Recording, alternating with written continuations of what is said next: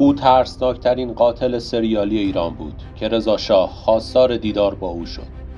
در این ویدیو پرونده جنایی اصغر قاتل را بازگو می‌کنم. این جانی 85 سال پیش در سال 1312 دستگیر شد. قاتل وحشتناکی که جان 35 نفر از افراد کم سن و سال را گرفت.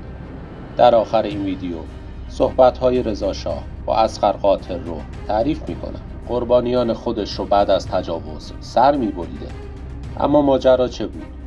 علی اصغر بروجردی معروف به اصغر قاتل که در سال 1287 به دنیا اومد.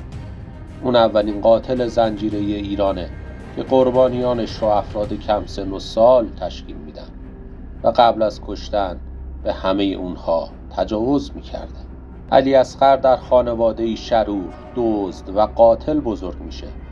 پدر بزرگش زلفعلی در منطقه بروجرد و ملایر و عراق اقدام به راهزنی و دزدی و قتل میکرده. پدر علی اصغر علی میرزا بود. اون هم راهزن و جنایتکار بود و قاتل بیش از 40 نفر که بعداً به بغداد فرار میکنه. مادر علی اصغر گفته بود که علی میرزا در یکی از جنگ‌ها کشته شده. علی اصغر در سن 14 سالگی در قهوه‌خانه برادرش شاگردی میکرده و همون موقع هم به جرم تجاوز به افراد کم سن و سال در بغداد زندانی میشه، اما به علت سن کمش رضایت خانواده ها رو میگیره و آزاد میشه. بعد از آزادی به فروش تنقلات به کودکان مشغول میشه و از این طریق راه تجاوز به افراد کم سن و سال براش هموار میشه. بعد از تجاوز به 5 نفر مجدد بازداشت میشه و به 9 سال زندانی محکوم میشه. اما اصغر از تجاوز دست نکشید و در سن 27 سالگی مجدد تجاوز رو شروع میکنه.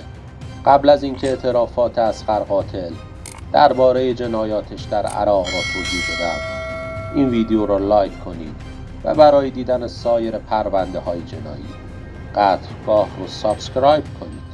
اصغر قاتل اینطور اعتراف کرد: بعد از 9 سال حبس کشیدن در بغداد، وقتی آزاد شدم از برادرم خواستم برام زن بگیره، اما قبول نکرد. منم مجدد تجاوز به افراد کم سن و سال رو شروع کردم. یک شب به همراه 5 نفر به پسری تجاوز کردیم که بابت این موضوع 2 سال زندانی بودن. بعد از آزادی هر شب پلیس به خانه ما می اومد تا حضورم را کنترل کنه. از اون به بعد تصمیم گرفتم برای اینکه لو نرم بعد از تجاوز فرد رو بکشم. به همین خاطر در عراق 25 نفر را بعد از تجاوز سر برید که در آخرین قتل پسری اون رو میبینه. بعد ترس این که لو نره به ایران فرار میکنه. در ادامه این ویدیو اقدامات این قاتل سریالی را در ایران تعریف میکنم.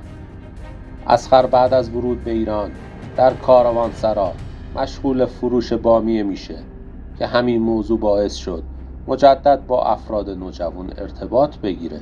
اصغر قاتل به 8 نوجوان تجاوز کرد و سر اونها رو برید.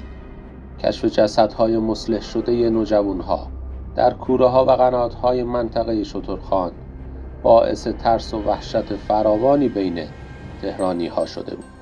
مامورها چند چاهگر رو برای پیدا کردن اجساد داخل قناتها و چاه‌ها به کار گرفتند.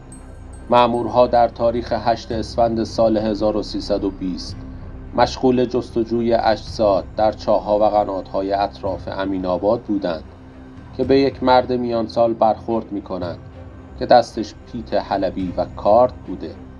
مامورها از اون میپرسند که شغلت چیه؟ میگه بامیه فروشه و پیت حلبی هم برای کارشه.